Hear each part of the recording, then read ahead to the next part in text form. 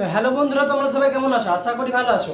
আজকে তোমাদের উচ্চ মাধ্যমিক শিক্ষা সংসদ থেকে যে নমুনা প্রশ্ন প্রকাশিত হয়েছে 2026 সালে, তার মধ্যে রয়েছে বাংলা বিষয়ে যে প্রথম অধ্যায় আদরিণী গল্প থেকে যেগুলো তোমাদের প্রশ্ন উপস্থাপন করছে সেগুলোর নির্ভুল সমাধান আজকে তোমাদের সামনে আমি করে দিব। তাহলে দেরি নয়, ভিডিওটি শুরু করা যাক। তাহলে দেখে নাও, West Bengal council of higher secondary education model questions Bangla Adarini গল্প প্রভাত কুমার মুখোপাধ্যায় লেখা। 1 নম্বর প্রশ্ন রয়েছে, আদরিণী গল্প কোন পত্রিকায় প্রকাশিত হয়েছিল? আশা করি সকলেই জানো, সাহিত্য পত্রিকায় প্রকাশিত হয়েছিল। 2 নম্বর, আদরিণী গল্পের নামকরণটি করেছিল চরিত্র প্রধান। 3 নম্বর, জয়রাম মুখোপাধ্যায় পেশায় ছিলেন কি? মোক্তার। কুঞ্জ বিহারী বাবু পেশায় ছিলেন কি? উকিল। 5 নম্বর রয়েছে, মেজবাবুর মেয়ের বিয়েতে বাইজি এসেছিল কোথা থেকে? বেনারস থেকে বাইজি এসেছিল এবং খেমটা এসেছিল কলকাতা থেকে। ক্লিয়ার? তারপরে জয়রাম মুখোপাধ্যায় কোন দিন ঘটা করে আহিক করতেন? রবিবার, প্রায় সকাল 9টা নাগাদ। ক্লিয়ার? তারপরে দেখো 7 নম্বর কী রয়েছে, জয়রাম মুখোপাধ্যায়ের বয়স 50 অতিক্রান্ত, অর্থাৎ 50 পেরিয়ে গেছে। তারপরে জয়রাম মুখোপাধ্যায় বাসা ভাড়া দিয়েছিলেন মাসিক 13 শিকায়। তারপরে জয়রাম মুখোপাধ্যায় মেজাজ ছিল রুক্ষ। তারপরে কী রয়েছে দেখো, যৌবনকালে জয়রাম মুখোপাধ্যায় ছিলেন বদরাগী, তিনি অনেক দুষ্টুমি করতেন, তাই বলছেন বদরাগী। 11 নম্বর, আদালত অবমাননার জন্য জয়রাম মুখোপাধ্যায়ের জরিমানা করেছিল কত টাকা? 5 টাকা। 5 টাকা। ক্লিয়ার? 5 টাকা জরিমানা হুকুম রদ করার জন্য জয়রাম মুখোপাধ্যায়ের কত টাকা খরচ করেছিলেন? 1700 টাকা। ক্লিয়ার? এগুলো তোমাদের প্রত্যেকটি লাইন খুঁটিয়ে খুঁটিয়ে পড়লে তোমরা আশা করি সকল এই অধ্যায়টা কভার হয়ে যাবে, তাই তোমাদের বলছি সেই লাইনগুলোকে খুঁটিয়ে খুঁটিয়ে পড়বে। তারপরে দেখো, 13 নম্বর প্রশ্ন কী রয়েছে, জয়রাম মুখোপাধ্যায় অকালতে কী দান করতেন? অন্ন দান করতেন। ক্লিয়ার? তারপরে দেখো, জয়রাম মুখোপাধ্যায়ের বাড়িতে তাস পাশা আসর বসত কবে? রবিবার করে। 15 নম্বর প্রশ্ন অত্যন্ত গুরুত্বপূর্ণ, সব মাটি এ কথা কে বলেছিলেন? তোমরা সকলে জানো, নগেন্দ্র বাবু বলেছিলেন এ কথা। তারপরে দেখ 16 নম্বর, এক জোড়া নতুন বদল কিনে এনেছিল কে? ওমামউদ্দিন শেখ। তারপরে একটি মাদি হাতি আছে, কার কাছে হাতিটি ছিল? উমাচরণ লাহিড়ির কাছে। উমাচরণ লাহিড়ি তার হাতির দাম কত চেয়েছিল? 2000 টাকা।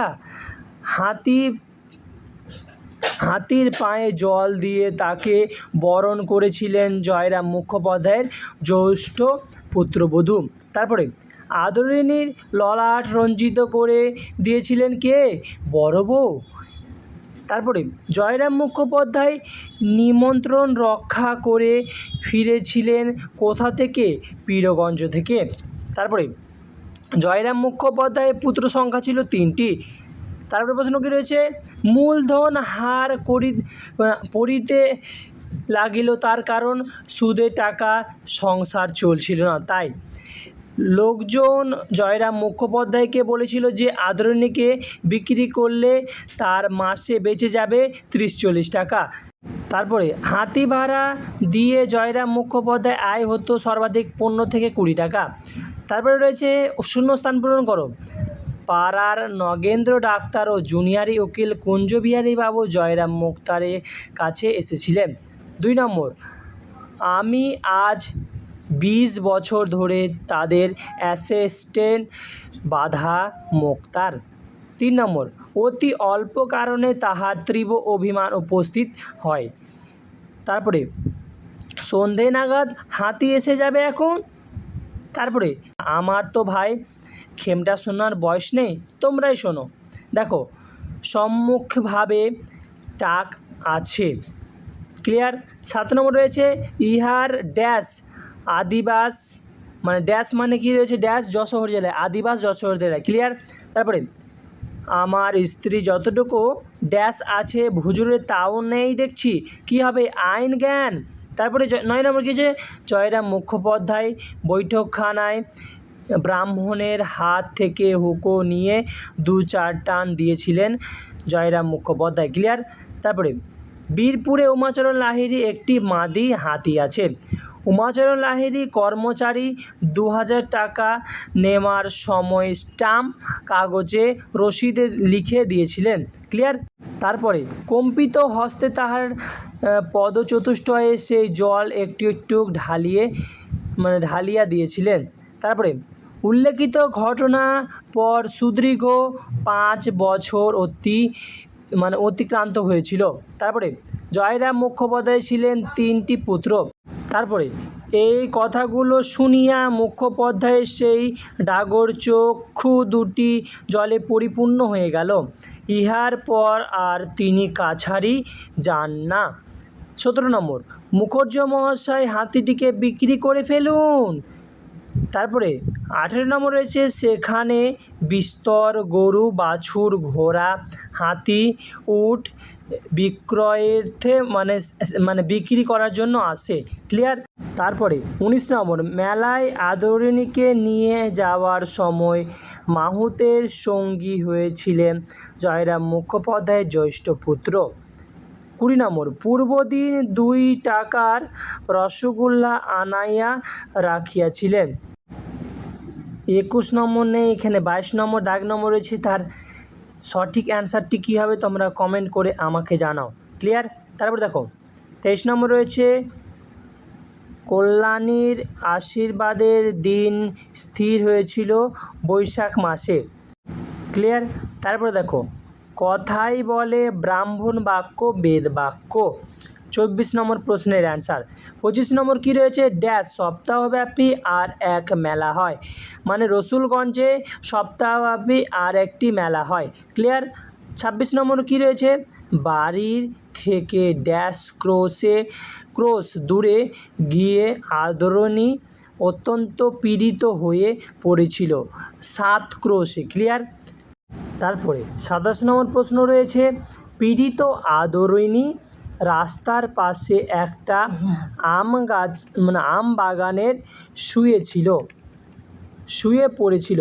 পীড়িত আদরিণী রাস্তার পাশে একটা আম বাগানের শুয়ে পড়েছিলেন। ক্লিয়ার? তারপরে দেখো 28 নম্বর, আদরিণী সেই নবজলধর বর্ণ বিশাল দেহখানি আম বাগানের ভিতর পতিত রহিয়াছে। ক্লিয়ার? 29 নম্বর রয়েছে, এখন হাতি বড় হয়েছে, 3000 টাকা অনায়াসে পেয়ে যাবে। তারপরে প্রশ্ন কী রয়েছে, কেস স্টাডি। দেখো প্রশ্ন কী রয়েছে, 1 নম্বর, আমি মাথায় এক পঙ্গ বেঁধে একটি থেনো হোকা হাতে করে লোকজনদের অভ্যর্থনা করব। কে খেলো কে না খেলো দেখে তদারপ করে বেড়াবো, আর তোমরা বসে শুনো।